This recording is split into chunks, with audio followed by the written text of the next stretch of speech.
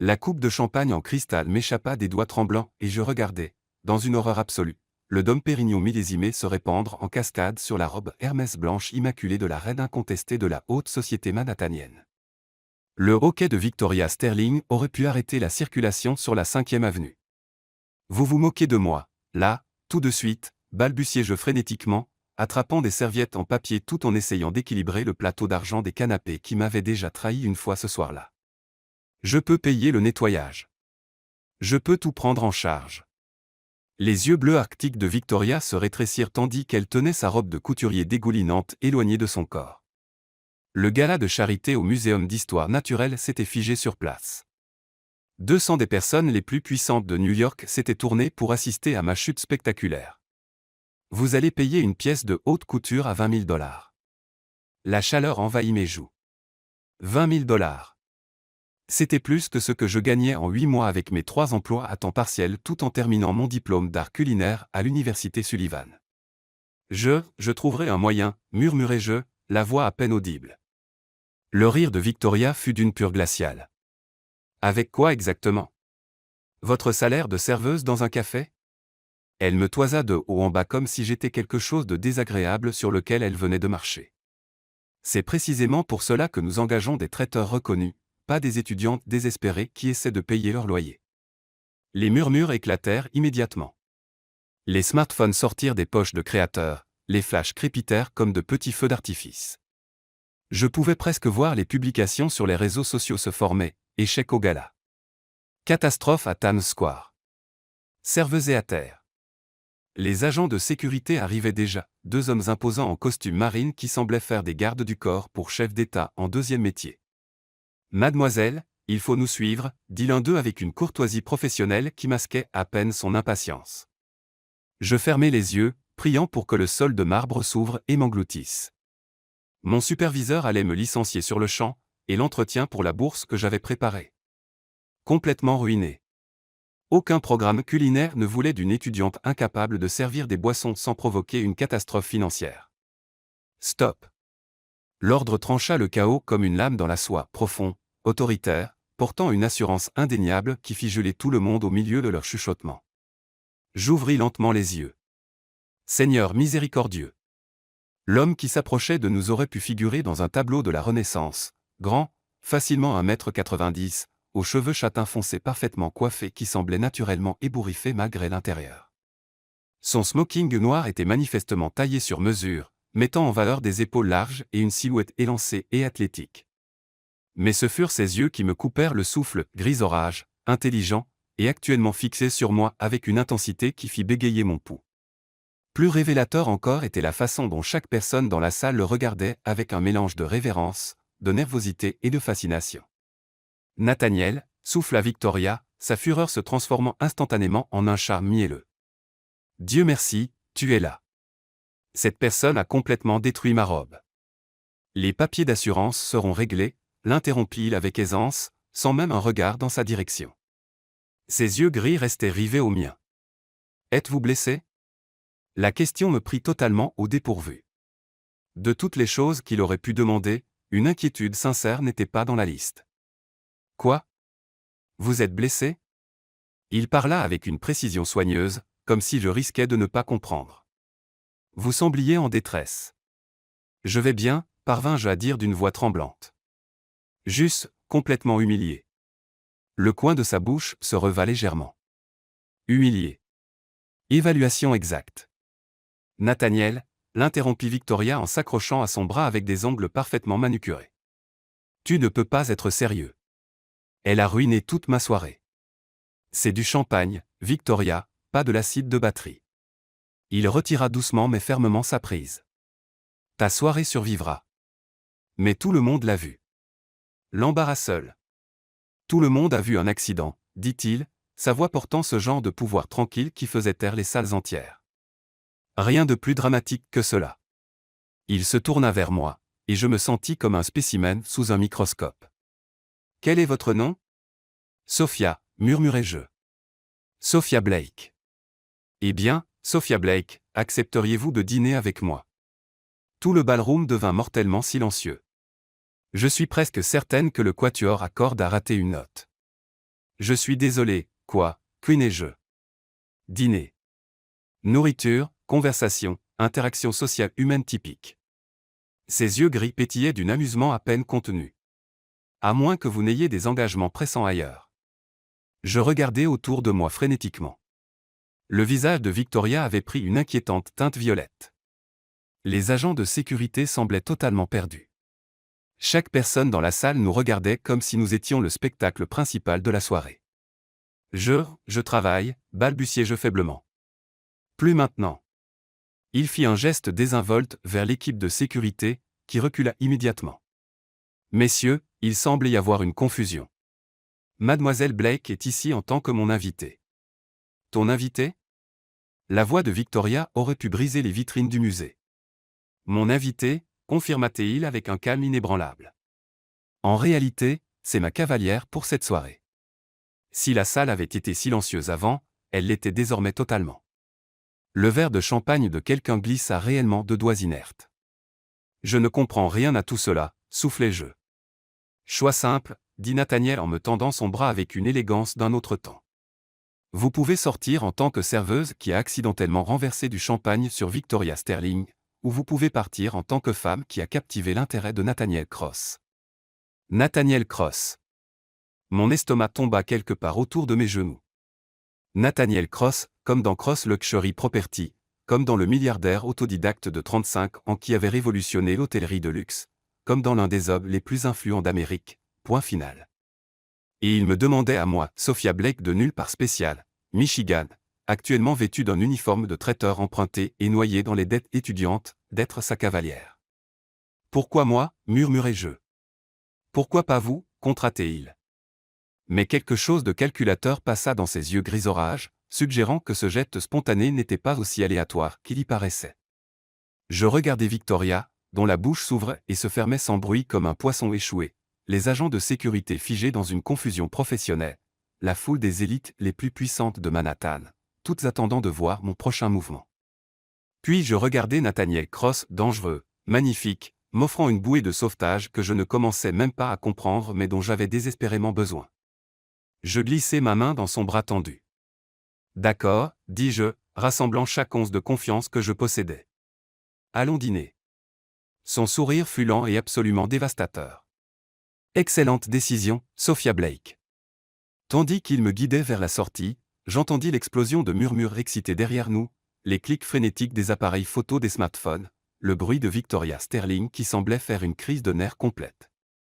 Mais tout ce sur quoi je pouvais me concentrer était la chaleur solide du bras de Nathaniel sous ma paume et la certitude terrifiante que ma vie ordinaire venait de prendre un tournant extraordinaire, que ce tournant même quelque part de merveilleux ou de catastrophique restait à voir. La salle à manger privée au 42e étage du Plaza Hotel était une étude d'opulence discrète. Des fenêtres du sol au plafond offraient une vue à couper le souffle sur Central Park, où les lumières de la ville scintillaient comme des étoiles tombées sur la canopée sombre des arbres. Mais j'arrivais à peine à apprécier le paysage car j'étais trop occupé à essayer de ne pas faire une crise de panique totale. Vous pouvez vous détendre, dit Nathaniel en tirant ma chaise avec ce genre de courtoisie naturelle qui aurait dû sembler dépassée mais qui fit plutôt bondir mon cœur. Vous avez l'air de planifier une route d'évasion. Pouvez-vous m'en blâmer ? Je lissai mon simple uniforme noir de traiteur, qui semblait totalement inadapté dans cet environnement. Il y a 1 heure, je servais des amuse-bouches. Maintenant, je dîne avec. Je fis un geste vague vers lui. Avec un homme, termina-t-il simplement, s'installant sur la chaise en face de moi. De près, sans la foule ni le chaos, il était encore plus dévastateur, la ligne nette de sa mâchoire, la façon dont sa chemise se tendait subtilement sur sa large poitrine, la confiance décontractée dans chacun de ses mouvements. Un homme qui possède la moitié de l'immobilier de luxe de Manhattan, corrigeai-je, essayant d'injecter un peu de légèreté dans ma voix. Son rire fut riche et sincère. Seulement la moitié. Mes concurrents se relâchent. Un serveur apparut, un vrai professionnel, pas quelqu'un comme moi qui avait manifestement été embauché comme renfort temporaire, et Nathaniel commanda du vin avec ce genre d'expertise décontractée qui parlait d'années à naviguer dans les établissements haut de gamme. Quand nous fûmes seuls à nouveau, le silence s'installa entre nous. Je ne comprends toujours pas pourquoi vous êtes intervenu, dis-je enfin. Me défendre là-bas. Nathaniel s'adossa, m'étudiant avec ses yeux gris troublants. Non ? Honnêtement, non. Vous ne me connaissez pas. Je ne suis personne de spécial. Je suis juste Sophia Blake, 24 ans, étudiante en art culinaire à l'université Sullivan, travaillant à temps partiel chez Premier Events pour payer mes études. Il livra l'information avec décontraction, comme s'il parlait de la météo. Je clignai fort des yeux. Comment pourriez-vous savoir? Je connais tous ceux qui travaillent dans mes propriétés, Sophia. La vérification des antécédents est une procédure standard. Son expression s'adoucit légèrement. Ce qui me déroute, c'est pourquoi quelqu'un avec votre talent évident sert des canapés au lieu de les créer. Mon talent? Je ris, mais le son sortit tremblant. Vous avez raté la partie où je viens de détruire la robe de couturier de votre invité avec du champagne volant. J'ai vu quelqu'un qui jongle avec 3 emplois pour poursuivre ses rêves trébucher parce qu'elle était épuisée. Il y a une différence significative. Le vin arriva, et nous servit à tous les deux avec une aisance pratiquée. Parlez-moi de votre cuisine. La question me prit tellement au dépourvu que je répondis sans réfléchir. Je me spécialise dans la cuisine américaine moderne avec des influences internationales. Pas exactement de la fusion, tout le monde essaie ça. Je veux dire prendre des plats réconfortants américains classiques et les sublimer en utilisant des techniques apprises de différentes traditions culinaires.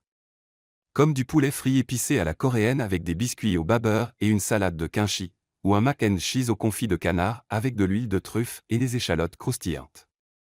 Je me surpris à me pencher en avant, les mains s'agitant pendant que je parlais. Je crois que la nourriture doit raconter des histoires, vous savez, sur d'où nous venons et où nous allons. Quelle histoire raconterait votre cuisine? Son intérêt sincère fit s'effondrer ma défensive habituelle. L'histoire de l'Amérique moderne, je suppose. Nous venons tous d'ailleurs à l'origine, apportant nos traditions et les adaptant pour créer quelque chose de totalement nouveau. C'est compliqué. Les histoires les plus intéressantes le sont généralement. Nous parlâmes pendant 4 plats que je goûtais à peine car j'étais trop concentré à essayer de décoder ses motivations. Les hommes comme Nathaniel Cross ne sauvaient pas simplement des serveuses en difficulté et ne les emmenaient pas dîner. Il devait y avoir un agenda. Vous vous demandez ce que je veux, dit-il, comme s'il lisait dans mes pensées, reposant sa tasse de café avec une précision délibérée.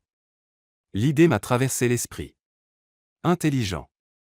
La plupart des gens seraient simplement flattés par l'attention. Il se leva, se dirigeant vers les fenêtres où Manhattan s'étalait sous nous comme un circuit imprimé scintillant. J'ai une proposition d'affaires pour vous. Le voilà. J'écoute. Je lance un nouvel hôtel et ma propriété phare à Chicago, dont l'ouverture est prévue dans 6 mois. Il se retourna pour me faire face. Je veux que vous soyez le chef exécutif. Je ris réellement. Vous plaisantez. Je ne plaisante jamais avec les affaires, Sophia. Je suis étudiante. Je n'ai jamais dirigé une cuisine, jamais même travaillé comme cuisinier de ligne dans un vrai restaurant.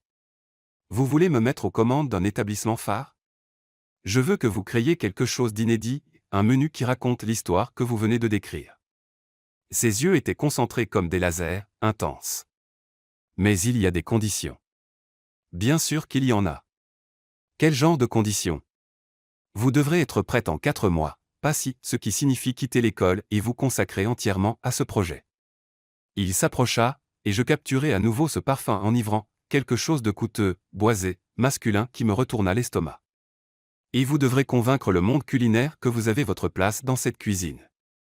Comment exactement? En les convainquant que vous avez votre place avec moi. Les mots restèrent suspendus dans l'air comme un défi. Mon pouls martela contre ma gorge. Je ne suis pas sûr de suivre. Une relation mise en scène, Sophia. Pendant 4 mois, vous serez la petite amie de Nathaniel Cross. Vous assisterez à des événements professionnels, rencontrerez des investisseurs, charmerez les critiques gastronomiques qui peuvent faire ou défaire un restaurant avant même son ouverture. Son sourire était tranchant comme une lame. En échange, vous obtenez le poste de vos rêves, et moi je gagne. Qu'est-ce que vous y gagnez? Un répit face à certaines tentatives de marieuses plutôt insistantes de la part de mon conseil d'administration, et une chef qui sera motivée à réussir parce que l'échec signifierait tout perdre. Je le fixai, essayant de digérer ce qu'il m'offrait. C'était insensé.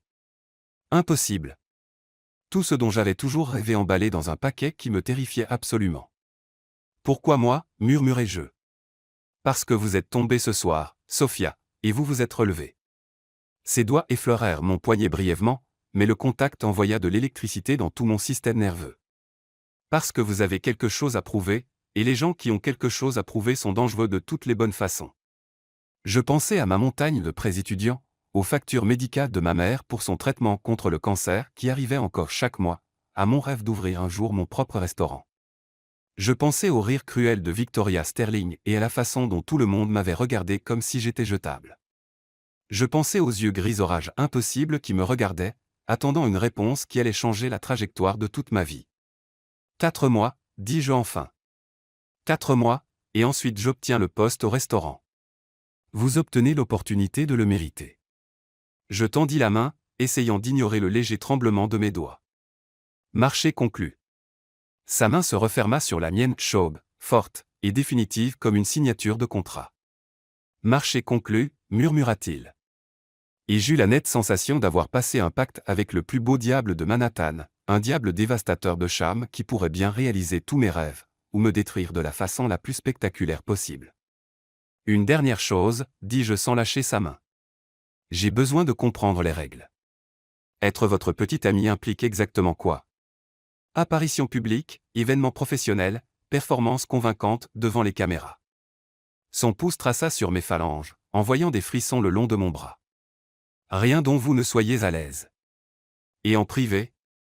En privé, nous sommes des partenaires d'affaires avec un arrangement mutuellement bénéfique. Mais quelque chose dans ses yeux suggérait que ce ne serait peut-être pas aussi simple. Pouvez-vous gérer cela, Sophia Blake? En regardant dans ses yeux gris fascinants, sentant la chaleur de sa main qui tenait encore la mienne, je réalisai que je n'avais absolument aucune idée de ce que je pouvais gérer désormais. Mais j'allais le découvrir. Je peux tout gérer, mentis-je avec toute la confiance que je pus rassembler. Son sourire fut lent et dévastateur. Nous verrons cela. Et 3 jours plus tard, je me tenais au milieu de l'appartement penthouse de Nathaniel dans l'Upper East Side, entouré de sacs de shopping provenant de boutiques que je n'avais vues que dans les magazines, me sentant comme une impostrice dans ma propre peau. L'Armani a besoin d'être ajusté à la taille, annonça Charlotte, la styliste personnelle que Nathaniel avait engagée, me tournant autour comme une prédatrice pendant que je restais figé dans une robe qui coûtait plus que le budget alimentaire mensuel de ma famille. Et nous devons absolument corriger sa posture. Elle se tient comme si elle s'excusait d'exister. Je suis juste là, marmonnai-je entre mes dents. Chérie, les chefs exécutifs ne marmonnent pas. Ils imposent leur présence. Charlotte claqua des doigts. Épaules en arrière, menton levé. Vous êtes sur le point de devenir le talent culinaire le plus discuté d'Amérique. Comportez-vous en conséquence. À travers le mur de fenêtre, je voyais Central Park s'étendre comme une oasis verte dans la jungle de béton. La vue était à couper le souffle, mais j'avais l'impression d'étouffer. Elle n'auditionne pas pour Broadway, Charlotte, vint la voix de Nathaniel depuis l'embrasure de la porte. C'est une chef qui doit avoir l'air professionnel, pas gagner un Tony Award. Je me retournai et le trouvai adossé nonchalamment au chambranle, ayant troqué sa tenue de soirée contre un jean sombre et un pull gris anthracite qui le rendait injustement accessible et dévastateur de beauté. 3 jours dans cet arrangement et mon souffle se coupait encore chaque fois que je le voyais. Facile à dire pour toi, rétorquai-je. Tu es né dans ce monde-là.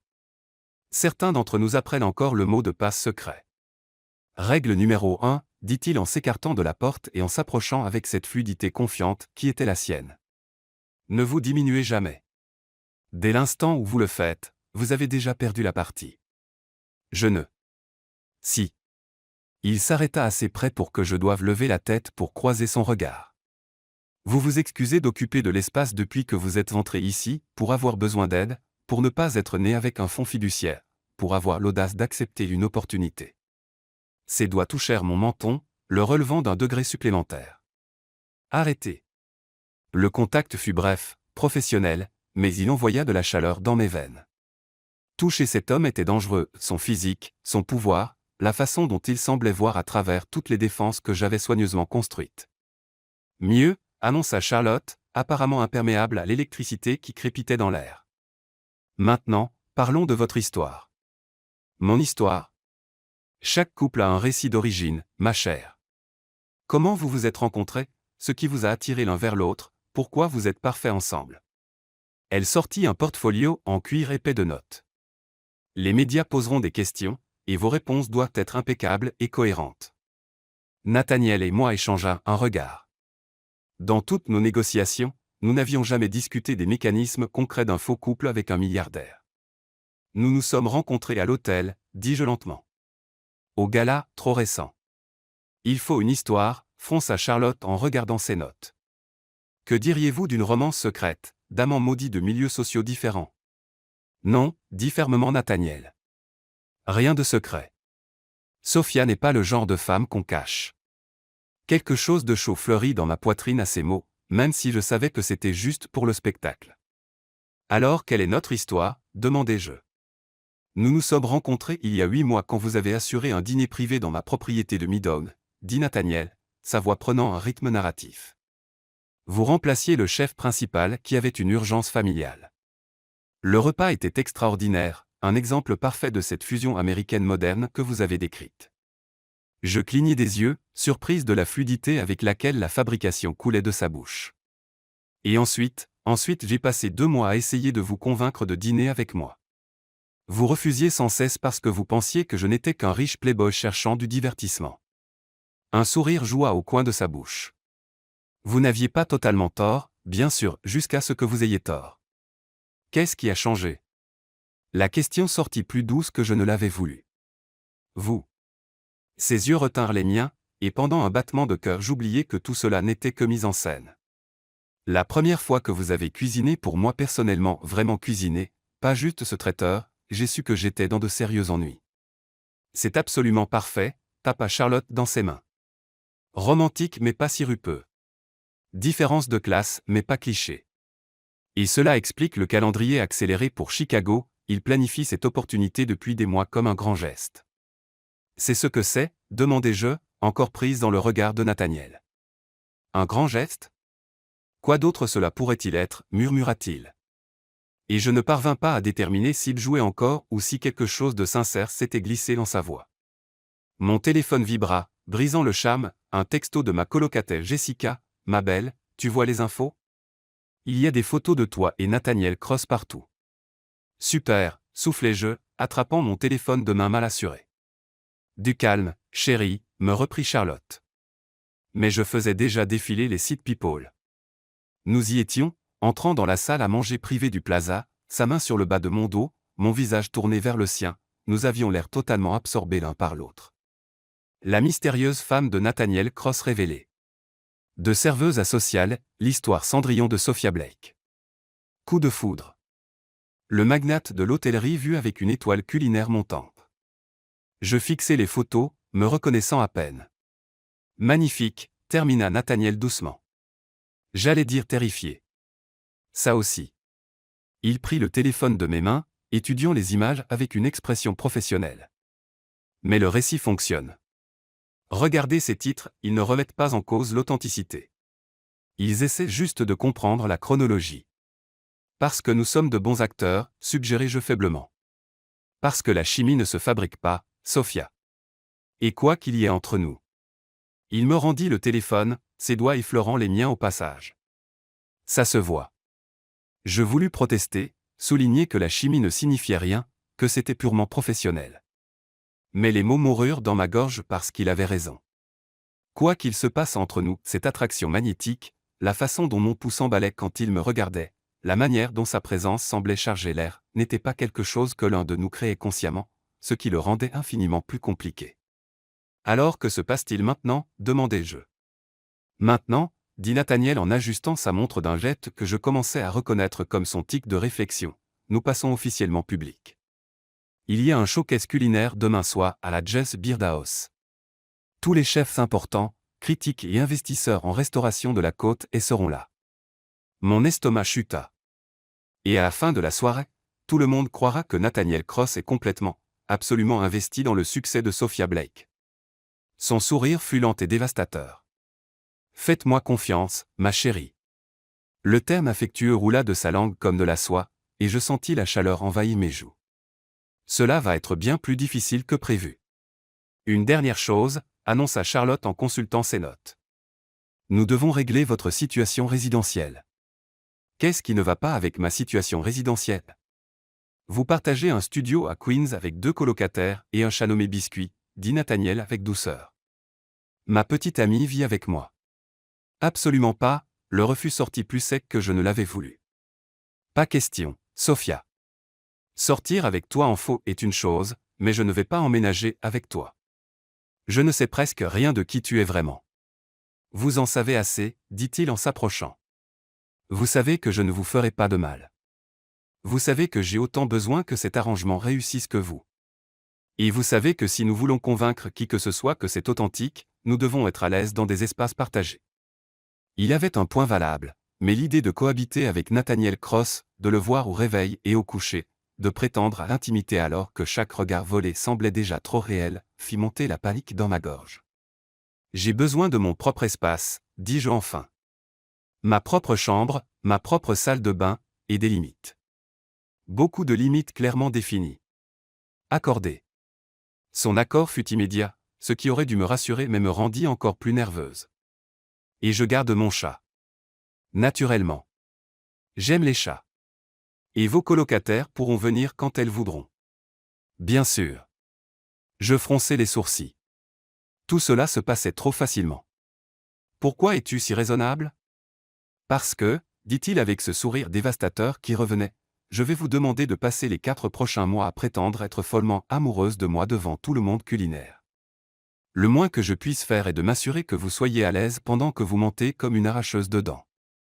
Malgré tout, l'absurdité de la situation, l'impossibilité de ce que nous tentions, la façon dont toute mon existence avait été bouleversée en moins d'une semaine, je me surpris à rire. Quand tu le présentes comme ça, dis-je, comment refuser? Vous ne pouvez pas, dit-il simplement, c'est exactement pourquoi cela a fonctionné. J'espérais qu'il avait raison, car demain soir nous allions découvrir si 2 personnes pouvaient feindre l'amour assez convaincant pour tromper toute une industrie. La partie terrifiante était que je commençais à soupçonner que nous pourrions finir par nous tromper nous-mêmes dans le processus. La James Beard House se dressait comme une cathédrale culinaire à Greenwich Village, sa façade historique en pierre brune cachant l'une des salles à manger les plus influentes d'Amérique. Ce soir, elle accueillait le showcase culinaire de la côte Est, où les acteurs les plus puissants de l'industrie alimentaire se réunissaient pour réseauter, juger, et faire ou défaire des carrières d'une seule conversation.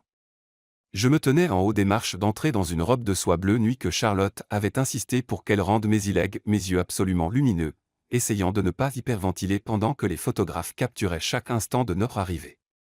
Respirez, murmura Nathaniel à côté de moi, dévastateur dans son costume anthracite parfaitement taillé. Vous avez l'air sur le point de vous enfuir. C'est possible, admis-je à travers mon sourire pratiqué, saluant la foule de journalistes culinaires et blogueurs qui s'étaient matérialisés dès que notre voiture s'était arrêtée. C'est insensé. Il y a tellement d'appareils photo. Ignorez-les. Sa main se posa sur le bas de mon dos, chaude et stable à travers le tissu fin.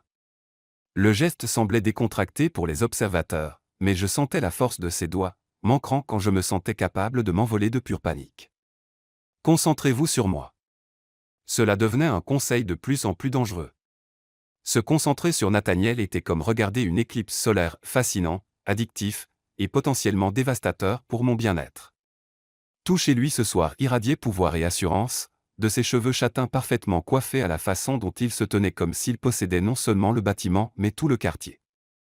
Monsieur Cross.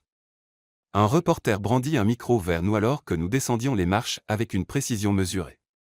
Comment vous sentez-vous de soutenir une chef aussi jeune et relativement inconnue pour votre propriété phare de Chicago? La question me frappa comme de l'eau glacée. C'était ça, le moment de vérité, où notre histoire soigneusement construite tiendrait ou s'effondrerait spectaculairement sous l'examen. J'ouvris la bouche, la terreur pure montant dans ma gorge, mais Nathaniel entra doucement dans la brèche. Je crois que vous comprenez mal la dynamique ici, dit-il avec ce charme facile qui pouvait convaincre des dirigeants mondiaux de lui remettre leur code nucléaire. Sophia n'est pas une inconnue sur laquelle je prends un risque. C'est la chef la plus talentueuse que j'ai rencontrée en 15 ans dans l'hôtellerie. Mais sûrement son manque d'expérience en tant que chef exécutif. Et sans importance quand on possède son niveau d'instinct et de créativité naturelle, continua Nathaniel, ses mains glissant possessivement autour de ma taille. J'ai mangé dans tous les restaurants étoilés Michelin de New York à Tokyo. La cuisine de Sophia ne fait pas que satisfaire la faim, elle raconte des histoires, crée des souvenirs, change votre façon de penser ce que la cuisine peut accomplir. Les yeux du reporter s'illuminèrent à l'odeur d'un récit captivant. C'est un sacré soutien. Comment avez-vous découvert son talent pour la première fois? Il y a 8 mois, répondit Nathaniel sans perdre une seconde, se tournant pour me regarder avec une expression si tendre que ma poitrine se serra douloureusement. Elle remplaçait un autre chef lors d'un dîner privé que j'organisais. J'ai pris une bouchée de son canard rôti avec glaçage, cerise bourbon et réduction d'ail noir, et j'ai su que ma vie venait de devenir infiniment plus compliquée. La façon dont il me regardait, comme si j'étais quelque chose de précieux, rare et absolument essentiel à son existence, me fit fléchir les genoux. Chaque mot de notre histoire fabriquée sonnait totalement authentique quand il était livré avec ce niveau de conviction. Compliqué comment? Lança un autre reporter. Parce que, dit Nathaniel, sa voix tombant à quelque chose de plus intime, plus réel, quand vous rencontrez quelque chose d'aussi extraordinaire, vous ne voulez pas seulement le goûter une fois. Vous voulez le comprendre, le nourrir, faire partie de son évolution. Son pouce traça un petit cercle contre ma hanche, envoyant de l'électricité dans tout mon système nerveux. Vous voulez le convaincre de vous choisir en retour. La foule de journalistes s'était tue, suspendue à chaque mot. Même moi j'étais hypnotisé par sa performance, et je savais que c'était du théâtre soigneusement orchestré. Sauf, était-ce le cas? L'intensité dans ses yeux gris suggérait quelque chose de plus profond que la simple comédie. Et c'est le cas, m'entendis-je demander, ma voix à peine au-dessus d'un murmure. Il vous a choisi en retour. Son sourire fut lent et dévastateur. Qu'en pensez-vous, ma chérie? Le thème affectueux envoya de la chaleur dans mes veines, et je réalisai avec une alarme croissante que j'étais complètement perdu dans son regard, oubliant totalement que nous avions un public. Je pense, parvins-je à dire, retrouvant ma voix dans un semblant de composure, que vous êtes très persuasif quand vous voulez quelque chose. Seulement quand ça vaut la peine de se battre, murmura-t-il. Et la façon dont il le dit fit craquer quelque chose de profond dans ma poitrine comme un œuf. Les reporters éclatèrent en bavardage excité, les smartphones capturant chaque instant de leur échange. Je pouvais presque voir les titres se former, le conte d'amour du couple puissant de la cuisine. De la cuisine au cœur, une romance moderne. Mesdames et messieurs, annonça le coordinateur de la James Beard House, apparaissant à côté de nous avec un timing impeccable. Si vous voulez bien continuer à l'intérieur, nous avons des dégustations incroyables prévues ce soir. Nathaniel me guida à l'intérieur avec une aisance pratiquée, mais je sentais le changement en lui, un léger décalage d'énergie suggérant qu'il était aussi affecté par notre performance que je l'étais. L'intérieur de la James Beard House était encore plus intimidant que l'extérieur.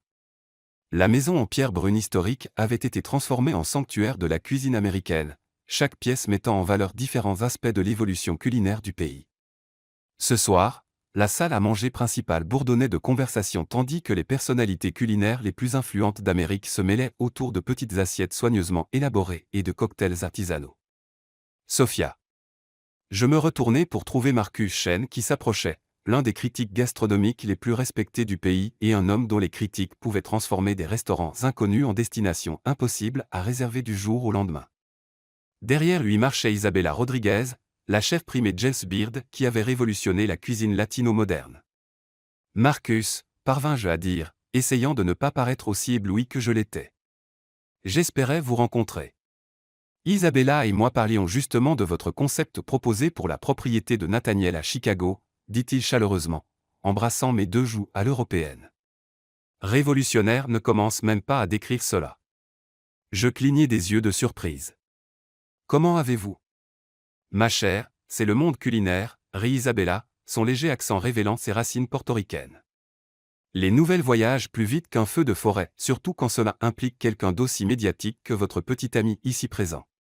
Elle désigna Nathaniel avec une approbation évidente. La question est de savoir si vous êtes prête pour la pression, dit sérieusement Marcus. Quel genre de pression? Le genre qui vient avec être la chef la plus scrutée d'Amérique avant même d'avoir ouvert vos portes, répondit-il. La moitié de l'industrie attend de voir si vous êtes un vrai talent ou simplement un joli visage avec de puissantes connexions.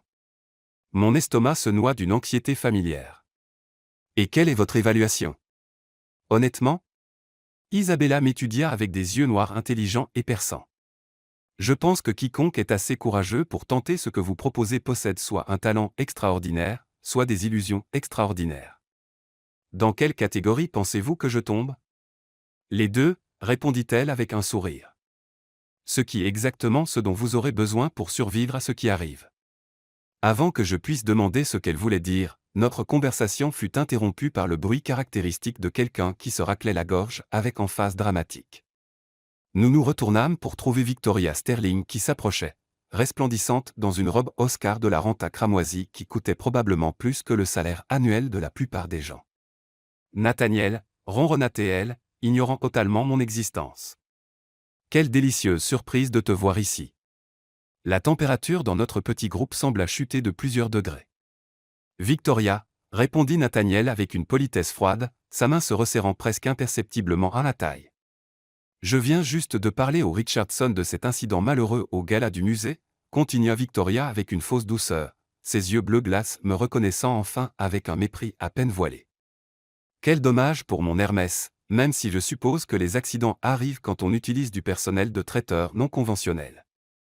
L'insulte fut livrée avec une précision chirurgicale, conçue pour rappeler à tous présents mes origines de classe servile et impliquer que ma position actuelle n'était que circonstancielle. Je sentis mes joues brûler d'humiliation, mais avant que je puisse formuler une réponse, Nathaniel avança légèrement, créant un barrage subtil mais indéniable entre Victoria et moi. En réalité, dit-il avec un calme mortel, cet incident a été la meilleure chose qui me soit arrivée cette année. Les sourcils parfaitement sculptés de Victoria se haussèrent. Pardon? Si Sophia n'avait pas travaillé à cet événement, je ne l'aurais peut-être jamais rencontrée, continua Nathaniel, sa voix portant ce genre d'autorité tranquille qui faisait taire des salles entières.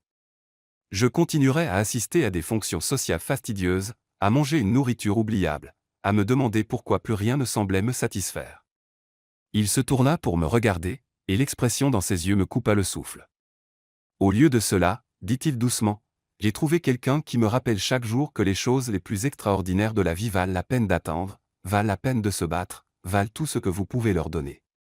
La sincérité dans sa voix était si parfaite, si convaincante que je sentis des larmes piquer derrière mes yeux.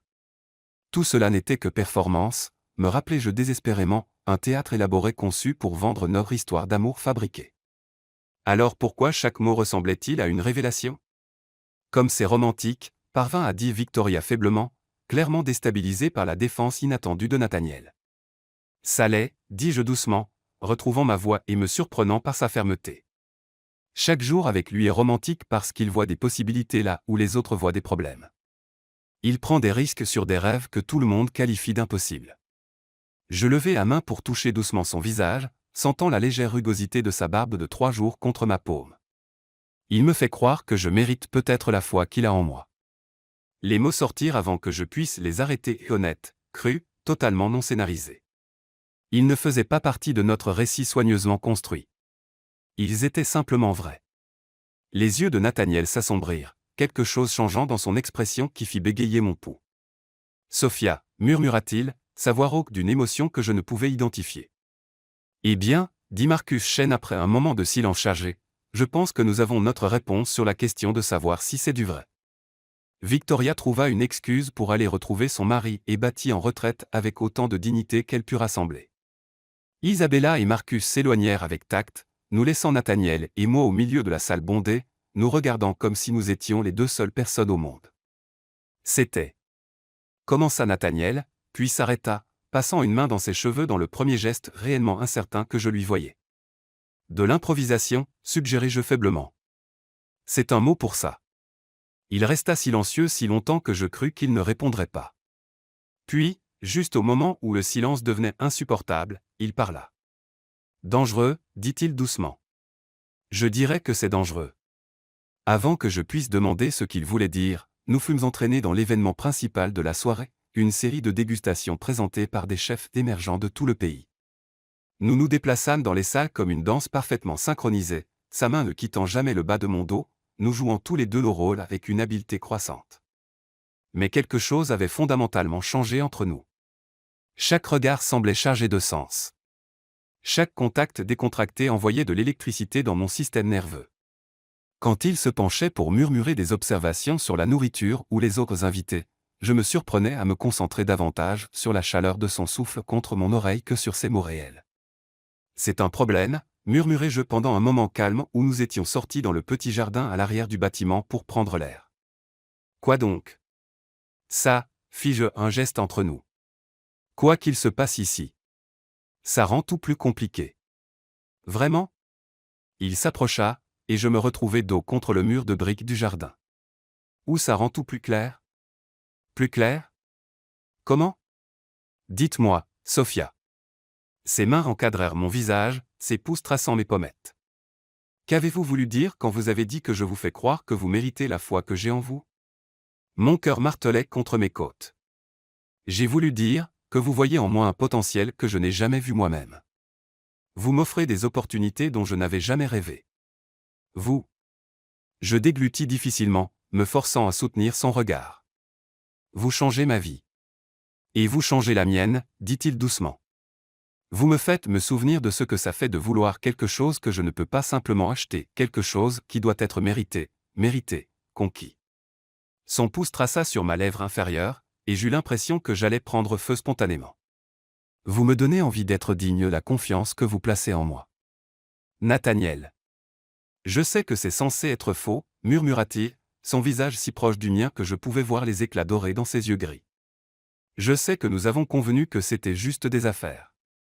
Mais là, en vous regardant, en sentant la façon dont vous réagissez quand je vous touche. Son front vint reposer contre le mien. J'ai du mal à me souvenir pourquoi ça semblait une bonne idée. Ma respiration venait en courtes inspirations haletantes. Parce que c'est plus sûr. Parce que quand ce sera fini, nous pourrons partir sans que personne ne soit blessé. Et si je ne veux pas partir?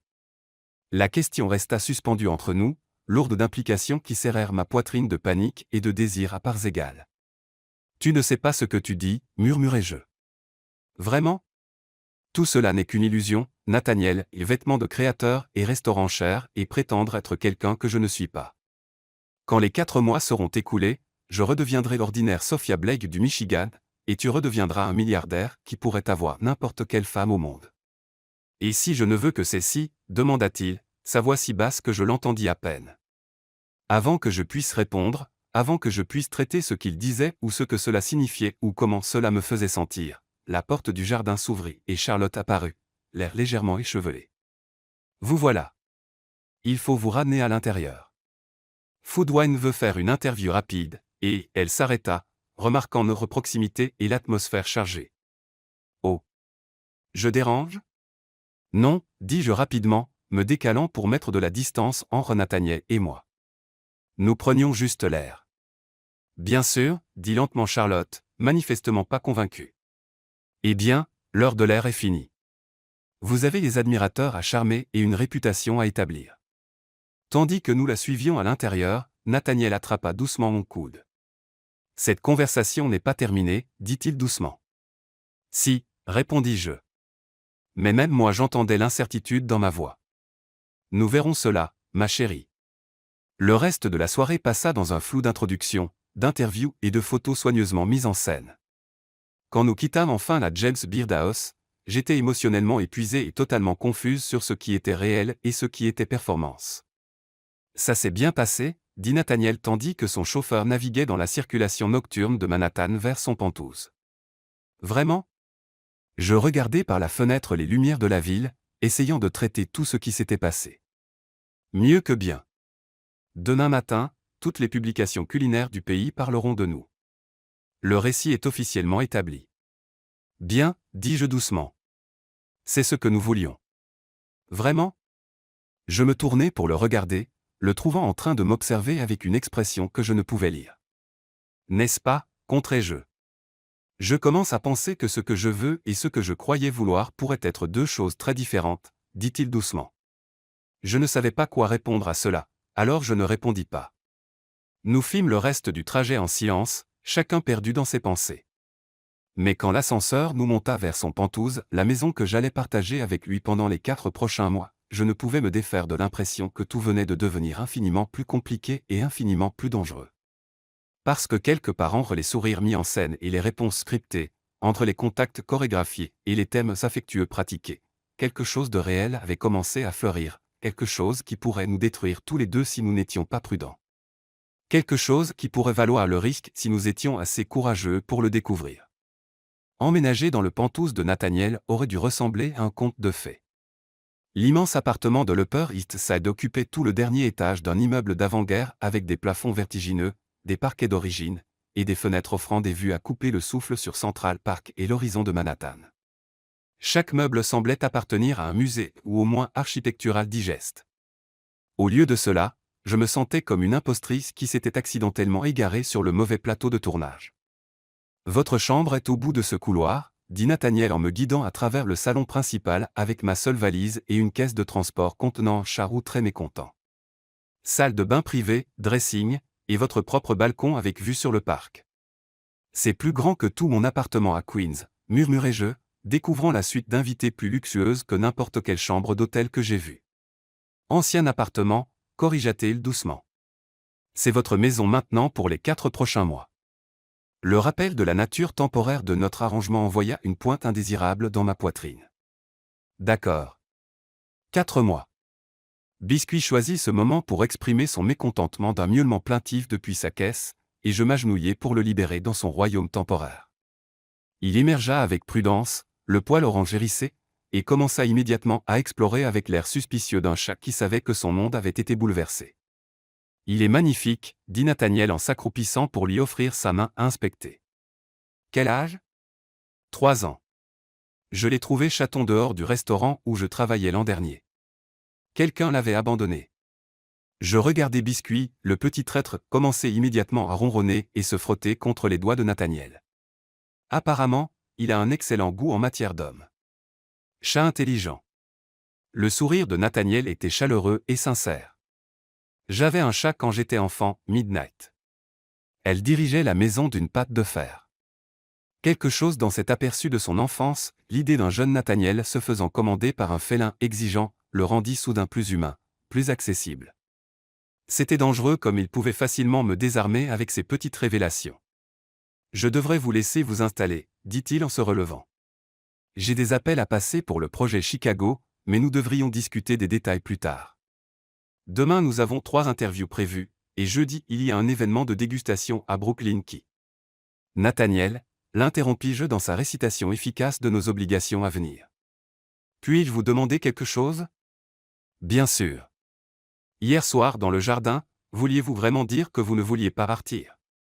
Il resta silencieux si longtemps que je regrettais d'avoir posé la question. Puis il s'approcha assez près pour que je voie les éclats dorés dans ses yeux gris. Que feriez-vous si je disais oui ? Demanda-t-il doucement. Mon cœur martelait contre mes côtes. Je ne sais pas. Alors peut-être que nous ne devrions pas le découvrir. Pas encore. Ses doigts effleurèrent ma joue si doucement que j'aurais pu l'imaginer. Reposez-vous, Sophia. Demain nous commençons à convaincre le monde que nous sommes follement amoureux. Et ce soir ? La question m'échappa avant que je puisse la retenir. Ce soir, nous découvrons comment vivre ensemble sans perdre la tête, dit-il avec un sourire désabusé. Après son départ, je passai 1 heure à déballer mes maigres affaires dans l'immense dressing, où mes vêtements ressemblaient à des réfugiés blottis dans un coin de leur nouveau palais. Biscuit supervisait depuis son perchoir sur le lit king size, ayant apparemment décidé que quel que soit cet endroit, les installations étaient à la hauteur de ses standards. J'accrochais la dernière de mes robes quand mon téléphone sonna. Le nom de Jessica clignota sur l'écran, et je réalisai que je ne lui avais pas parlé depuis que toute cette situation surréaliste avait commencé. « Dis-moi que tu n'as pas été kidnappé par une secte de milliardaires magnifiques », furent ses premiers mots quand je décrochai. « Bonjour à toi aussi, Jess. »« Sophie, je suis sérieuse. » Ton visage est littéralement en couverture de People Magazine en ce moment. Le titre est « L'amour en cuisine, le couple le plus hot d'Amérique ». Il y a des paparazzis campés devant l'immeuble qui essaient d'avoir des citations de tes voisins. Je m'effondrai sur le lit, soudain étourdi. People Magazine ? Avec un dossier de 6 pages à l'intérieur ? Photo professionnelle d'hier soir dans un endroit chic de nourriture, citation de chefs célèbres, tout le package. La voix de Jessica portait un mélange d'excitation et d'inquiétude.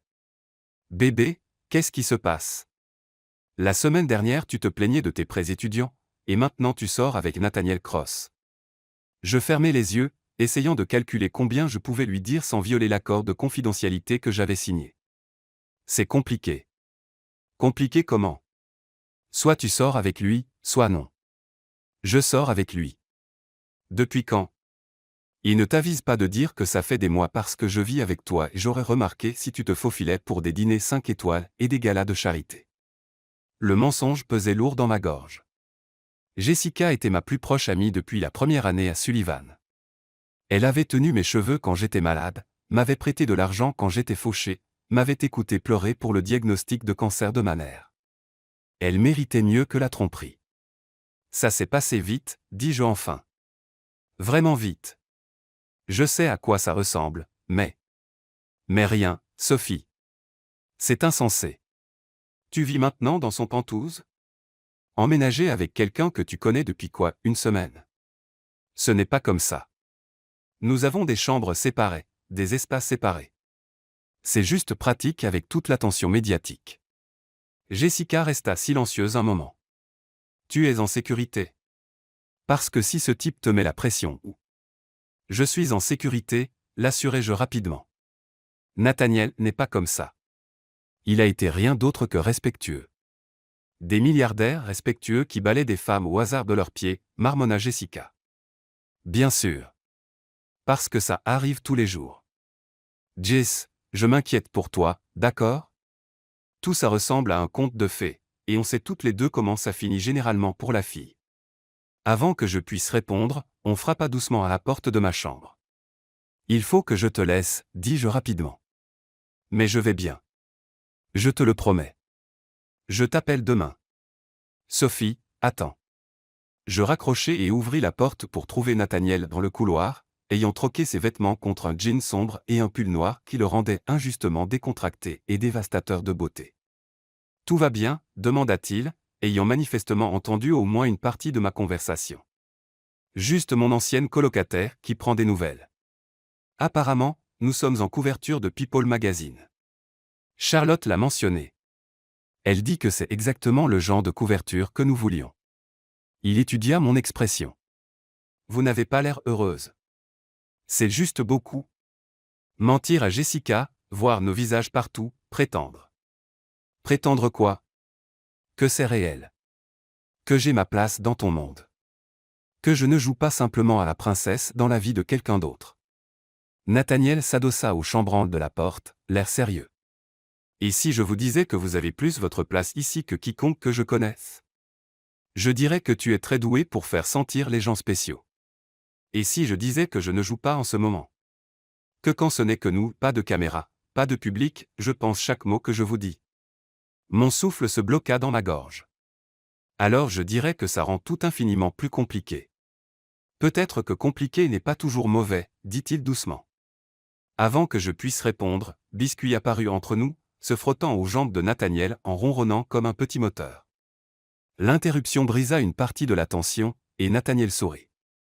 J'allais faire le dîner, dit-il. Tu as faim? Tu cuisines, demandai-je, surprise. Je me débrouille. Rien au niveau de ton talent, mais je peux éviter de nous empoisonner. Il gratta Biscuit derrière les oreilles. À moins que tu préfères commander. Il y a un excellent thaï qui livre. Non, j'aimerais voir ce que tu sais faire en cuisine. Son sourire devint légèrement malicieux. Attention à ce que tu souhaites, ma chérie. La cuisine était le rêve de tout chef, appareil professionnel, plan de travail en marbre, et assez d'espace pour nourrir confortablement une petite armée. Je regardais depuis le bar du petit déjeuner pendant que Nathaniel se déplaçait dans l'espace avec une assurance surprenante, sortant les ingrédients d'un réfrigérateur qui semblait très bien approvisionné. Pâte à la puttanesca, annonça-t-il en posant tomates, olives et anchois sur le plan. Attention, c'est le seul plat que j'ai vraiment maîtrisé. Choix intéressant, observai-je, incapable de cacher mon amusement. Sais-tu ce que signifie puttanesca? Éclairez-moi. C'est italien pour à la manière des prostituées. La légende dit que c'était créé par des filles qui travaillaient à Naples parce que c'était rapide, pas cher, et que les saveurs fortes attiraient les clients depuis la rue. Nathaniel s'arrêta dans son hachage d'ail, un sourcil levé. Essaies-tu de dire quelque chose sur ma cuisine? Juste que tu as des choix alimentaires inconscients intéressants. Il rit, le son riche et chaleureux. Notez. J'essaierai de choisir quelque chose de plus respectable la prochaine fois. N'ose surtout pas. J'adore l'honnêteté de la puttanesca. C'est audacieux, sans excuse, un peu scandaleux. Je le regardais chauffer l'huile d'olive dans une poêle, notant sa technique avec un intérêt professionnel. Ça en dit long sur la personne qui choisit de la préparer. Qu'est-ce que ça dit? Qu'elle n'a pas peur d'être provocante. Qu'elle comprend que parfois les choses les plus intéressantes viennent de combinaisons improbables. C'est votre évaluation professionnelle, chef Blake. La façon dont il prononça chef envoya de la chaleur dans ma poitrine. C'est mon évaluation professionnelle. Nous tombâmes dans une conversation confortable pendant qu'il cuisinait, et je me surpris à me détendre pour la première fois depuis le début de tout cet arrangement. Loin des caméras et des foules, sans la pression de la performance, Nathaniel était différent, toujours confiant, toujours magnétique, mais avec un humour sec et une curiosité sincère qui me faisait oublier qu'il était l'un des hommes les plus puissants d'Amérique. « À ton tour », dit-il alors que nous nous asseyions pour manger à sa table de salle à manger, qui coûtait probablement plus cher que la voiture de la plupart des gens. « Dis-moi quelque chose de vrai sur Sophia Blake. Que veux-tu savoir? » N'importe quoi. Tout. Qui étais-tu avant d'entrer dans ce gala? Je pris une bouchée de ses pâtes, qui étaient, il faut l'admettre, assez bonnes, et réfléchis à comment répondre. Je n'étais personne de spécial, dis-je enfin. Une boursière d'une petite ville du Michigan, travaillant 3 jobs pour payer l'école culinaire, envoyant de l'argent à la maison pour les factures médicales de ma mère. Je vivais dans un studio avec 2 colocataires et un chat rescapé. Je rêvais peut-être d'ouvrir mon propre restaurant un jour et essayais de ne pas trop penser à combien ce rêve était impossible. Et maintenant? Maintenant je vis dans un pantouse en vêtements de créateur, prétendant sortir avec un milliardaire et me préparant à diriger une cuisine de restaurant phare pour laquelle je ne suis probablement pas qualifié. Je croisais son regard par-dessus la table. Toujours personne de spécial, juste avec de meilleurs costumes. Tu as tort, dit-il doucement. Sur quelle partie? Toute. Tu n'as jamais été personne de spécial, Sophia. Être spécial ne vient pas de l'argent ou des relations ou de la bonne adresse. Ça vient de la passion, du talent, de la volonté de travailler pour ce qu'on veut même quand les chances sont contre soi. Il tendit la main par-dessus la table, ses doigts couvrant les miens. Tu avais tout ça avant de me rencontrer. Alors pourquoi j'ai l'impression de jouer un rôle qui ne me va pas? Parce que tu as peur, dit-il simplement. Parce que quelqu'un a cru en toi assez pour changer toute ta vie, et c'est terrifiant. C'est ce que tu as fait. Changer ma vie. Je t'ai donné une opportunité. C'est toi qui changes ta vie en la saisissant. Nous finîmes le dîner dans un silence confortable, les lumières de la ville scintillant au-delà du mur de fenêtre comme des étoiles terrestres.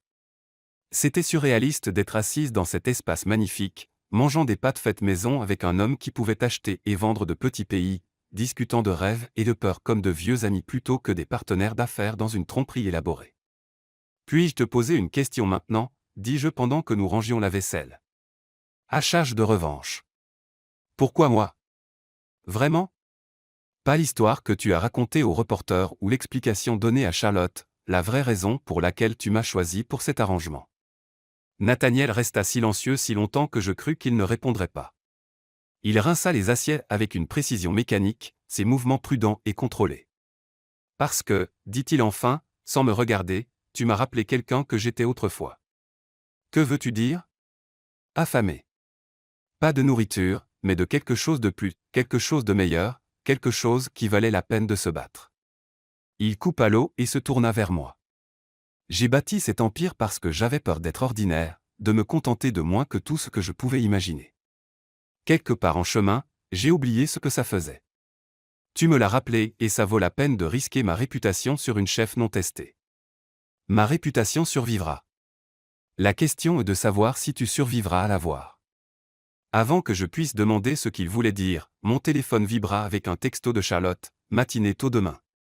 Voiture à 8 heures pour l'apparition au Today Show. Porter la robe bleue, elle passe bien à l'écran. La réalité revint comme une vague froide. Le travail appelle, demanda Nathaniel, lisant mon expression. Le Today Show nous veut demain matin. Es-tu prêt pour ça? Je pensais à affronter un public télévisuel national, à répondre à des questions sur notre relation, à convaincre des millions de gens que ce que nous avions était réel alors que je n'étais même pas sûr moi-même de ce que c'était. Non, dis-je honnêtement. Mais je suppose que je ferais mieux de m'y préparer vite. Et, il s'approcha, ses mains se posant doucement sur mes épaules. Tu vas être incroyable. Souviens-toi juste, les meilleurs mensonges sont surtout vrais.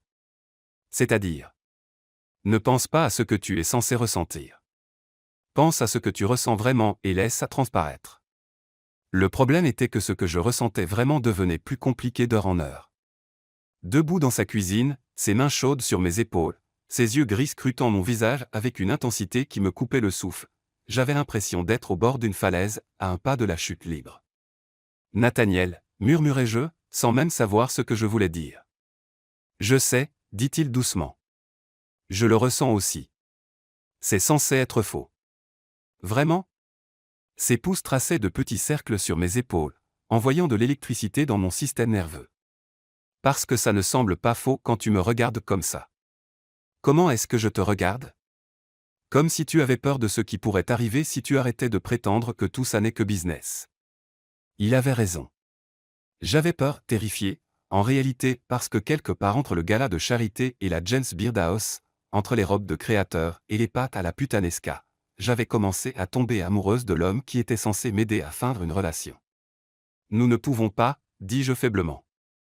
Ne pas quoi ? Quoi que ce soit, ce qui se passe entre nous, ça va tout ruiner. Et si ça rendait tout meilleur ? Avant que je puisse répondre, avant que je puisse penser à toutes les raisons pour lesquelles c'était une terrible idée, il se pencha et m'embrassa. C'était censé être doux, je pense, une exploration tendre, une question plutôt qu'une affirmation. Mais au moment où ses lèvres touchèrent les miennes, quelque chose s'enflamma entre nous. 4 jours de distance soigneusement maintenue, de contacts professionnels et de chimie calculée explosèrent en quelque chose de brut, honnête et absolument dévastateur. Je lui rendis son baiser sans réfléchir, mes mains se crispant dans son pull tandis qu'il me rapprochait. Il avait le goût du vin et de la possibilité, de toutes les choses que j'avais essayé de ne pas vouloir. Quand sa langue traça la couture de mes lèvres, je m'ouvris à lui avec un son doux qui semblait venir de quelque part au fond de ma poitrine. Ce n'était pas une performance. Ce n'était pas du calcul. C'était Nathaniel et Sophia seuls dans sa cuisine, admettant enfin ce qui s'était construit entre eux depuis ce premier moment au musée. Quand nous nous séparâmes enfin, nous respirions tous les deux difficilement. Ça, dit Nathaniel contre mes lèvres, n'était définitivement pas faux. Non, acquiesçai-je d'une voix tremblante. Ça ne l'était pas. Alors où cela nous mène-t-il ? Je levai les yeux vers ses yeux gris, voyant ma propre confusion et mon désir se refléter en eux, et réalisai que je n'avais aucune idée de comment répondre à cette question. Je ne sais pas, murmurai-je. Alors nous le découvrirons au fur et à mesure, dit-il en déposant un doux baiser sur mon front. Ensemble.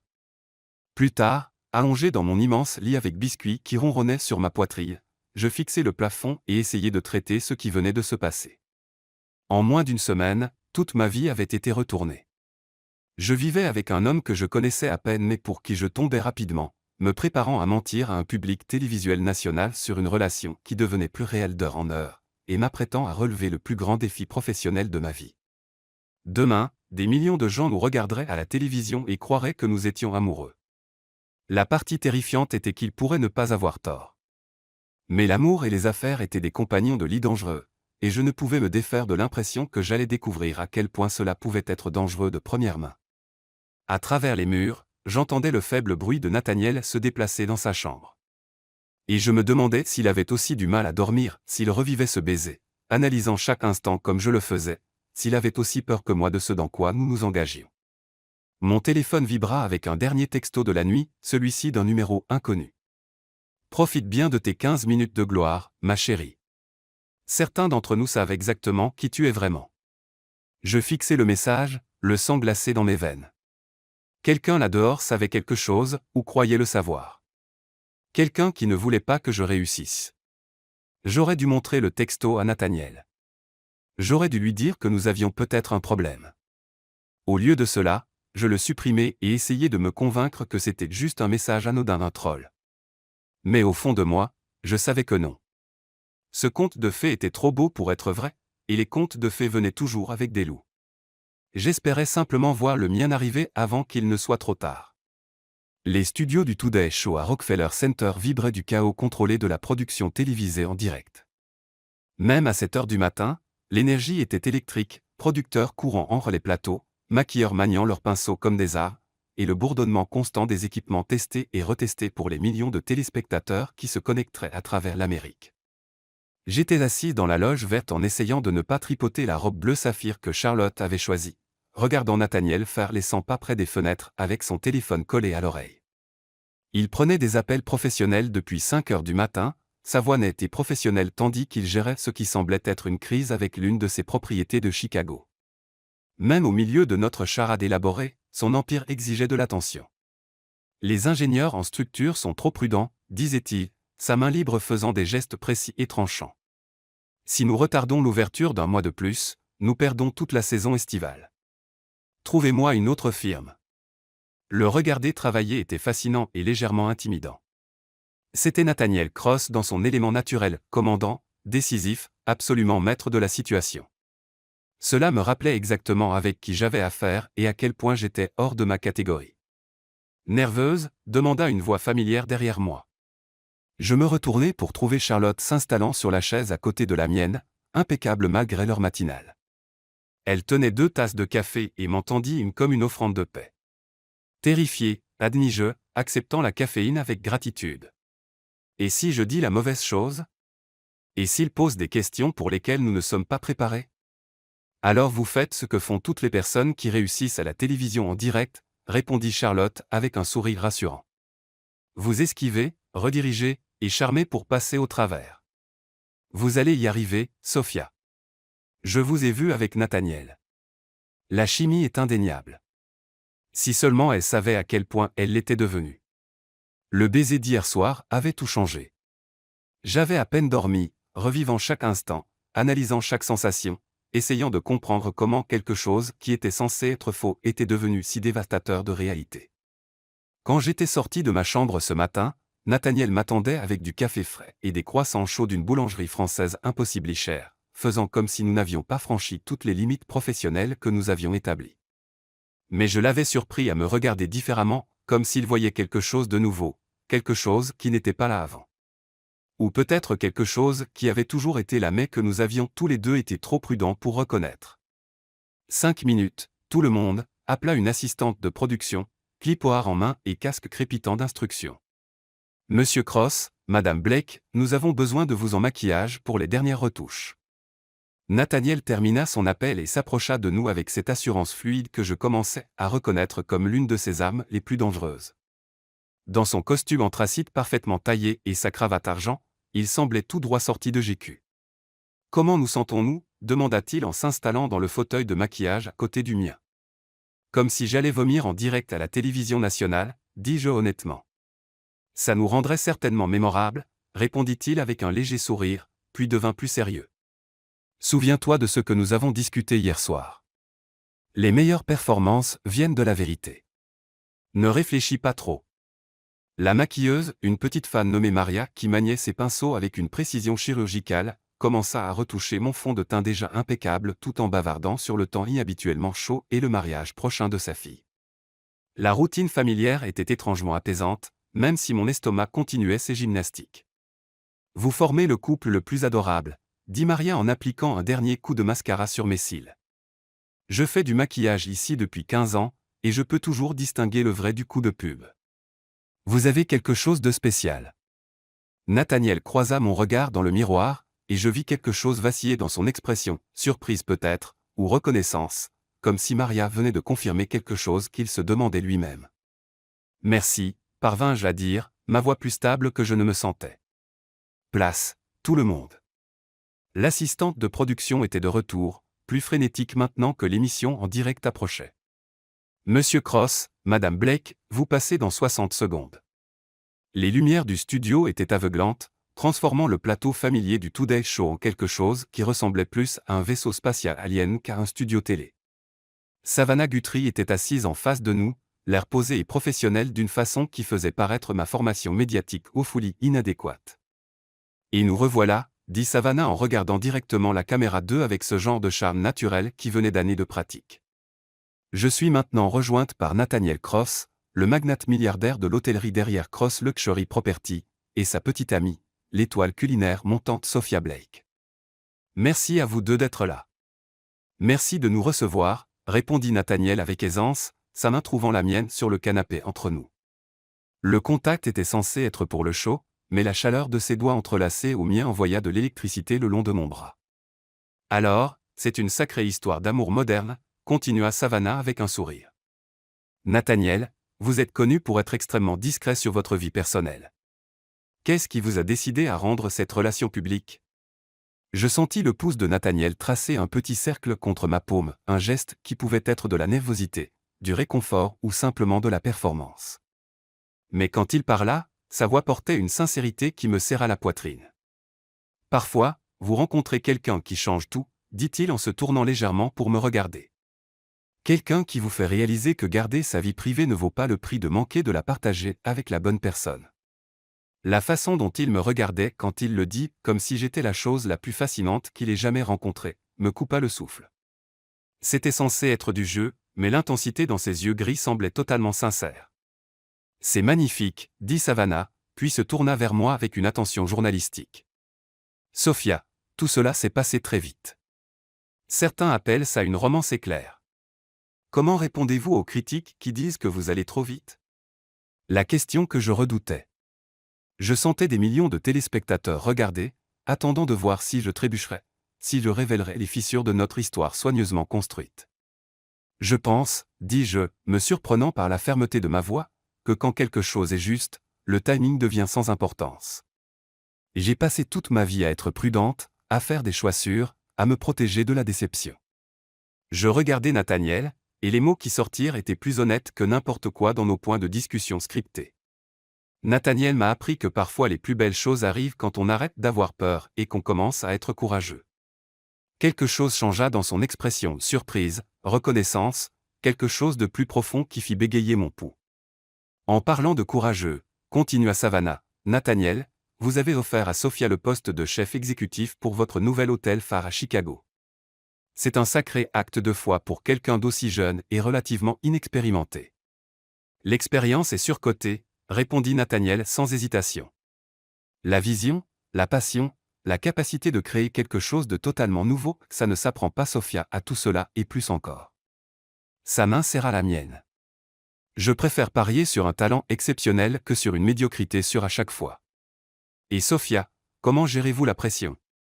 Les critiques qui disent que vous n'obtenez cette opportunité que grâce à votre relation. C'était ça, le moment qui pourrait définir comment le monde culinaire me verrait désormais. Je pensais au sourire condescendant de Victoria Sterling, aux conversations chuchotées à la James Beard House, à chaque personne qui se demanderait toujours si j'avais mérité ma place ou si je m'étais simplement couché pour l'obtenir. Qu'il parle, dis-je, sentant une vague de confiance que je n'attendais pas, j'ai été sous-estimé toute ma vie, parce que je suis jeune, parce que je suis une femme, parce que je viens d'un milieu ouvrier. Les gens adorent diminuer ce qu'ils ne comprennent pas, je regardais directement la caméra, parlant à tous ceux qui avaient jamais douté de moi. Mais ma cuisine parle d'elle-même. Quand le restaurant de Chicago ouvrira, quand les gens goûteront ce que j'ai créé, la seule conversation sera sur les saveurs dans leur assiette. Tout le reste n'est que bruit. Waouh, dit Savannah, clairement impressionnée. C'est une sacrée déclaration. Nathaniel, elle a du feu, celle-là. Oui, acquiesça-t-il, et la fierté dans sa voix semblait totalement authentique. C'est l'une des choses que j'aime le plus chez elle. Le mot amour resta suspendu entre nous comme une allumette allumée. C'était censé faire partie de notre performance, et juste une autre ligne dans notre romance soigneusement répétée. Mais la façon dont il le dit, en me regardant directement avec ses yeux gris orage, le fit ressembler à une confession. Eh bien, je pense qu'on peut dire que l'Amérique est tombée amoureuse de vous deux, conclut Savannah avec un sourire chaleureux. Bonne chance pour l'ouverture de Chicago. Nous regarderons. Merci, dîmes-nous à l'unisson. Et puis l'interview était finie, les caméras passant à la publicité tandis que les lumières du studio s'atténuaient. C'était parfait, souffla Charlotte en apparaissant à côté de nous avec une excitation à peine contenue. Absolument parfait. Les réseaux sociaux deviennent déjà fous, Jacques, Sophia et Nathaniel, étant tendance nationale. Mais je l'entendais à peine. J'étais trop concentré sur la façon dont Nathaniel me regardait, comme s'il voyait quelqu'un de totalement nouveau. C'était. Commença-t-il, puis s'arrêta, passant une main dans ses cheveux. Quoi? Pas ce à quoi je m'attendais. Bon inattendu ou mauvais inattendu? Je ne suis pas encore sûr. Le trajet de retour vers son pantouse se passa dans un silence pensif, nous traitant tous les deux ce qui venait de se passer. L'interview avait été un succès, cela était clair d'après le débriefing enthousiaste de Charlotte et l'inondation de réactions positives sur les réseaux sociaux qui apparaissaient déjà sur mon téléphone. Mais quelque chose entre nous avait changé, un changement fondamental dans la dynamique que aucun de nous ne semblait prêt à aborder. « Petit déjeuner ?» demanda Nathaniel en entrant dans son appartement. « Je pourrais faire. »« Il faut qu'on parle » l'interrompis-je en posant mon sac avec plus de force que nécessaire. Il se tourna complètement vers moi, l'expression gardée. « De quoi ?»« D'hier soir. De ce qui vient de se passer dans cette interview. De ce que nous sommes réellement en train de faire ici. » Sophia. Non, laisse-moi finir. Je me plaçai au centre de son salon, ayant besoin d'espace pour penser clairement. C'était censé être simple, un arrangement d'affaires. Tu obtiens ta fausse petite amie, j'obtiens le job de mes rêves, tout le monde gagne. Mais quelque part en chemin, ça a cessé d'être faux, n'est-ce pas? Il resta silencieux un long moment, m'étudiant avec ce regard gris intense qui me faisait me sentir à la fois exposé et protégé. Oui, dit-il enfin. Ça a cessé. Quand? Honnêtement? Dès l'instant où tu as pris mon bras au musée. Tout depuis n'a été que moi essayant de me convaincre que j'étais encore maître de la situation. L'aveu me frappa comme un coup physique. Et maintenant je suis fatigué de prétendre que ce n'est que des affaires alors que chaque instinct me dit que c'est autre chose entièrement. Avant que je puisse répondre, mon téléphone sonna. Le nom de Jessica clignota sur l'écran, et je faillis l'ignorer avant de me souvenir que je lui avais promis de la rappeler. Je devrais prendre ça, dis-je avec excuse. Sophie, Dieu merci, dit Jessica dès que je décrochai. Je viens de voir votre interview. Tu étais magnifique. Mais il y a quelque chose que tu dois savoir. Quelqu'un est passé à l'appartement hier, une journaliste, qui posait des questions sur toi. Mon sang se glaça. Quel genre de questions? Des trucs bizarres, sur ta famille, ta situation financière, si tu avais déjà été impliqué avec quelqu'un de riche avant. Elle semblait penser qu'il y avait plus dans cette histoire que ce que tu dis aux gens. Le texto anonyme d'hier soir me revint en mémoire, profite bien de tes 15 minutes de gloire, ma chérie.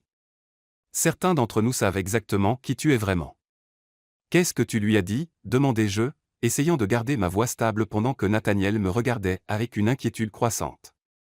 Rien, évidemment. Je lui ai dit de dégager. Mais Sophie. La voix de Jessica baissa en un murmure inquiet. Elle savait des choses sur les factures médicales de maman, sur le montant de tes dettes, sur cette bourse à laquelle tu avais postulé l'an dernier. Ce n'était pas une simple pêche au hasard. Elle t'a donné son nom? Victoria Morrison de Celebrity Insider Magazine. Sophie, qu'est-ce qui se passe? Y a-t-il quelque chose sur cette relation que tu ne m'as pas dit? Je regardais Nathaniel, qui s'était rapproché et entendait clairement assez de la conversation pour comprendre que nous avions un problème. Il faut que je te laisse, Jess, mais merci d'avoir appelé. Et si quelqu'un d'autre vient poser des questions? Je ne dirai rien, mais fais attention, d'accord? Tout ça va tellement vite, et s'il y a des journalistes qui fouillent? Je sais. Je ferai attention. Je raccrochai et me tournai immédiatement vers Nathaniel, qui tendait déjà la main vers son propre téléphone. Nous avons un problème, dis-je. Je l'ai compris. Victoria Morrison? Tu la connais de réputation. C'est une journaliste people spécialisée dans démasquer les relations de célébrités. Si elle renifle, c'est que quelqu'un l'a renseignée. Renseignée sur quoi? Que nous faisons semblant de sortir ensemble. La panique montait maintenant dans ma gorge. Si elle publie quelque chose. Elle ne publiera rien sans preuve, dit fermement Nathaniel. Mais je voyais l'inquiétude dans son expression. Quand même, nous devons être plus prudents. Plus convaincants. Plus convaincants comment? Avant qu'il puisse répondre, son téléphone vibra d'un message. Il y jeta un œil et son expression s'assombrit. Qu'est-ce que c'est? Charlotte. Il y a un problème avec le projet Chicago. Le comité d'urbanisme veut me voir en personne demain où il menace de retarder nos permis de 6 mois supplémentaires. Tu ne peux pas gérer ça à distance? Pas ça. Il faut que j'y sois et charmer les bonnes personnes, faire les bonnes promesses. Il me regarda avec quelque chose qui ressemblait à du regret. Je dois voler pour Chicago ce soir. Pour combien de temps? Au moins une semaine, peut-être plus si la situation est aussi grave que Charlotte le pense. Les implications me frappèrent immédiatement. Une semaine séparée juste au moment où une journaliste fouillait dans notre relation, juste au moment où nous étions censés convaincre le monde que nous étions follement amoureux. Ça va paraître suspect, dis-je. Les couples fous amoureux ne passent pas une semaine séparés juste après être devenus publics. Alors viens avec moi. La suggestion me prit au dépourvu. À Chicago? Pourquoi pas? Tu pourrais voir l'espace du restaurant, commencer à planifier ton menu, rencontrer les fournisseurs locaux. Ça a parfaitement du sens professionnellement. Et personnellement, demandai-je doucement. Il s'approcha assez près pour que je voie les éclats dorés dans ses yeux gris, sente ce parfum enivrant qui me faisait tourner la tête. Personnellement, dit-il doucement, je ne veux pas passer une semaine à prétendre que tu ne me manques pas. L'honnêteté dans sa voix me serra la poitrine. Nathaniel. Je sais que c'est compliqué. Je sais que nous avons convenu que c'était juste des affaires, mais après hier soir, après ce matin. Il leva la main pour encadrer doucement mon visage, son pouce traçant ma pommette. Je ne peux plus prétendre que c'est juste un arrangement. Qu'est-ce que tu dis? Je dis que nous devrions peut-être arrêter d'essayer de comprendre ce qui est réel et ce qui est performance et simplement voir ce qui arrive quand nous arrêtons de lutter contre ça. Avant que je puisse répondre, avant que je puisse penser à toutes les raisons pour lesquelles c'était une terrible idée, il m'embrassa à nouveau. Mais cette fois ce n'était pas le baiser désespéré et affamé d'hier soir. C'était quelque chose de plus doux, plus délibéré, comme une question et une réponse en même temps. Je fondis en lui sans réfléchir, mes mains se crispant dans sa chemise tandis qu'il me rapprochait. Il avait le goût du café et de la possibilité, de tous les rêves dont j'avais peur de vouloir. Quand sa langue traça la couture de mes lèvres, je m'ouvris à lui avec un son doux qui semblait venir du plus profond de mon âme. C'était de la folie. C'était censé être faux. Ça allait tout compliquer et potentiellement détruire l'opportunité d'une vie. Je lui rendis son baiser quand même. Quand nous nous séparâmes enfin, nous respirions tous les deux difficilement. Alors, dit Nathaniel contre mes lèvres. Chicago? Chicago, acquiesçai-je, sachant que je faisais probablement la plus grosse erreur de ma vie. Mais quand il sourit, ce sourire lent et dévastateur qui me faisait fléchir les genoux, je réalisais que je m'en fichais. Pour la première fois de ma vie, j'allais arrêter d'être prudente et commencer à être courageuse, même si cela me détruisait. 3 heures plus tard, je jetais des vêtements dans une valise pendant que Biscuit supervisait depuis son perchoir sur mon lit, clairement mécontent de cette perturbation soudaine de sa routine. Charlotte avait organisé une paisiteur, apparemment les petits amis milliardaires venaient avec des services pour tout et j'essayais de ne pas penser au fait que j'allais passer une semaine seule avec Nathaniel à Chicago. Une semaine à prétendre être amoureuse tout en essayant de ne pas vraiment tomber amoureuse. Une semaine à jouer à la maison pendant que des journalistes fouillaient potentiellement dans tous les secrets que j'avais jamais eus. Une semaine qui pourrait soit faire ma carrière, soit la détruire entièrement. Mon téléphone vibra avec un autre texto du numéro inconnu. J'espère que tu apprécies les projecteurs, ma chérie. Ne t'habitue pas trop. Certains contes de fées ont de très malheureuses fins. Cette fois, je ne le supprimai pas. Cette fois, je fis une capture d'écran et l'envoyai à Nathaniel avec un message. Nous avons définitivement un problème. Sa réponse arriva immédiatement, qu'il vienne. Nous gérerons ça ensemble. Ensemble. Le mot envoya de la chaleur dans ma poitrine même si la peur griffait ma gorge. Parce que qui que ce soit qui me menaçait savait clairement quelque chose, et j'avais le pressentiment qu'il n'allait pas attendre beaucoup plus longtemps pour l'utiliser. Mais en fermant ma valise et me préparant à suivre Nathaniel Cross à Chicago, je réalisais que quelque chose avait fondamentalement changé. Il y a une semaine, j'aurais fui au premier signe de problème. J'aurais protégé mes arrières, pris le chemin sûr, évité le risque. Maintenant, en regardant la capture d'écran de ce message menaçant, tout ce que je ressentais était de la colère. Quelqu'un essayait de détruire quelque chose de beau avant même qu'il ait une chance de fleurir. Quelqu'un pensait pouvoir m'intimider pour que j'abandonne la meilleure chose qui me soit jamais arrivée. Ils allaient apprendre à quel point ils avaient tort. Parce que Sophia Blake du Michigan n'était peut-être personne de spécial. Mais Sophia Blake, qui était assez courageuse pour embrasser Nathaniel Cross, assez audacieuse pour reprendre un restaurant phare, et assez forte pour se battre pour ce qu'elle voulait, était quelqu'un de totalement différent. Et elle n'allait nulle part. Fin.